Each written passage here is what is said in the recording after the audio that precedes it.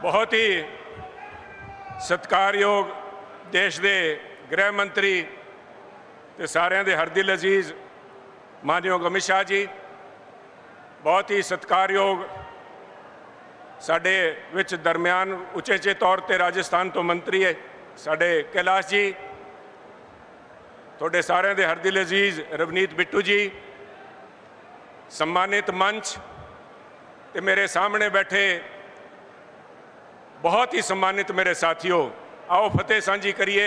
श्री वाहेगुरु जी का खालसा, श्री वाहेगुरु जी की फतेह। साथियों, जिथे लुधियाने नूं हिंदुस्तान का मैनचेस्टर कहा जाता है, मैं समझदा यदी परिभाषा बदलती देश के प्रधानमंत्री मोदी जी ने। आज जिहड़ी विश्वकर्मा स्कीम चलाई है, महाराज विश्वकर्मा जी की सोच के उत्ते इत्थे काम करने वाले ते इत्थे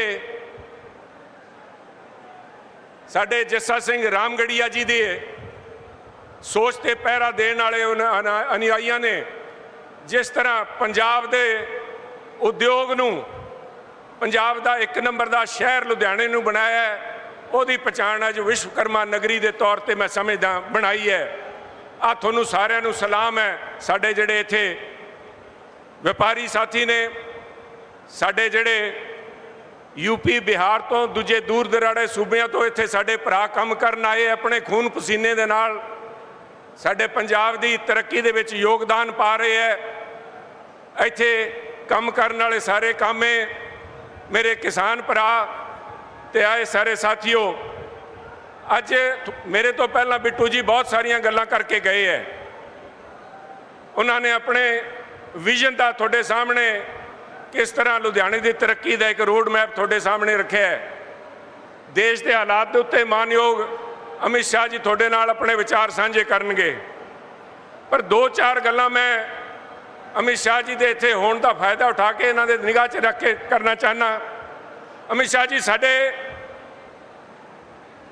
अगर तुसी माफ़ी दो मैं हिंदी च मुखातब होऊंगा, अलीवाल साहब बुरा ना मनियो, सारे लोग इत्थे बैठे हैं, सारे हिंदी समझते हैं। अमित शाह जी, हमारे इस विश्वकर्मा नगरी को लोगों ने फिशिंग पॉन्ड बना रखा है साहब। राजे महाराजों के जैसे हंटिंग ग्राउंड हुआ करते थे, ये हंटिंग ग्राउंड है साहब, क्योंकि यहाँ उद्योग है, यहाँ पे पैसा है और यहाँ पे सभी लोगों की निगाह है उन लोगों को निचोड़ने के लिए। हमारे पंजाब में एक कहावत बन गई है कि जो जितना बड़ा चोर उतना ही बड़ा लीडर। जो लीडर बसों में चढ़ के अपने गांव से चंडीगढ़ आते हैं एमएलए चुन के, वो आज 2.5 करोड़ की गाड़ियों में चढ़ के वापस अपने शहर जाते हैं। 2.5 करोड़ की गाड़ियां, 2.5 करोड़ की गाड़ी से काम नहीं चलता तो उनके धर्मपत्नी भी 2.5 करोड़ की एक और लेते हैं गाड़ी साहब।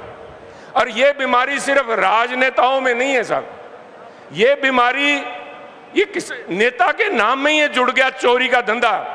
जो लोगों ने गले में हरा साफा डाल के अपने आप को किसान स्वयंभू नेता बने हुए हैं, हमारे उनको अखौती नेता बोलते हैं, अपने आप अखौती नेता बने हुए हैं, उनकी निगाह भी अब छोटे व्यापारियों को अपने जो कांगरू कोट लगा रहे थे वो अब लुधियाना शहर में आ गई हैं जी। 6 करोड़ रुपया, 6.5 करोड़ रुपया साहब, यहाँ एक व्यापारी के घर के सामने धरना लगा के भगवंत मान जी की सरकार और उनके एडमिनिस्ट्रेशन की मिली भगत से एक शरीफ व्यापारी से 6.5 करोड़ रुपया वसूलने का काम इन्होंने किया। ये वसूली गैंग हो गए साहब, ये सफेद कपड़ों में काले लोग हैं साहब, काले शक्ल से नहीं। मैं कांग्रेस के हमारे वो सैम पिट्रोदा जी वाले काले की बात नहीं कर रहे, मन से काले लोग हैं साहब, इनके अंदर नफरत और जहर भरा हुआ लोग हैं साहब। कांग्रेस के दो बड़े नेता यहां पे आए बैठे हैं, कहते असी दोनों रल के बिट्टू नूं हरावांगे। बिट्टू जी थोनू हरान नहीं आए, वो आपको हराने नहीं आए, आपस में कंपटीशन है भी एक जाके रात को किसी इंडस्ट्रियलिस्ट को निचोड़ के पैसे नहीं ले आए मैं रह जाऊं। पैसे निचोड़ने का काम बना रखा है साहब। इस चोरी के ऊपर साहब मैं कहना चाहूंगा बिट्टू जी एक मिनट साहब, हमारे बीमारियां बहुत है, लॉ एंड ऑर्डर है ही नहीं पंजाब में, आपको पता है। ड्रग्स की बड़ी समस्या है, पर उससे भी बड़ी समस्या करप्शन की समस्या है साहब। करप्शन को प्रमोट कर रही है आम आदमी पार्टी की सरकार। भगवंत मान जी को पता है एक एक आदमी को कौन सा चोर है। हर कांग्रेस लीडर को उन्होंने विधानसभा में धमकाया है कि मेरे को तुम्हारे सारे चिट्ठे हैं, मैं तुम्हारे पे केस दर्ज करूंगा, चुप होकर बैठ जाओ, और वो बैठ जाते हैं, परंतु पर्चा दर्ज नहीं होता साहब। अब हो क्या रहा है कि जब लोग देखते हैं कि जिन नेताओं के घर में 10-10 करोड़ रुपया बिस्तर के नीचे मिल गया, खातों में 35-35 के ऊपर कोई कार्रवाई हो नहीं रही, तो हमें 5 लाख 10 लाख लूटने वालों को कौन पूछेगा साहब। हमारे एक पंजाबी में कहावत है, अगर कौओं को रोकना है आने से, कहते एक कां मार के टंग दो, एक कौआ मार के टांग दो साहब, अपने आप दूसरे कौओं को पता लग जाता है सर।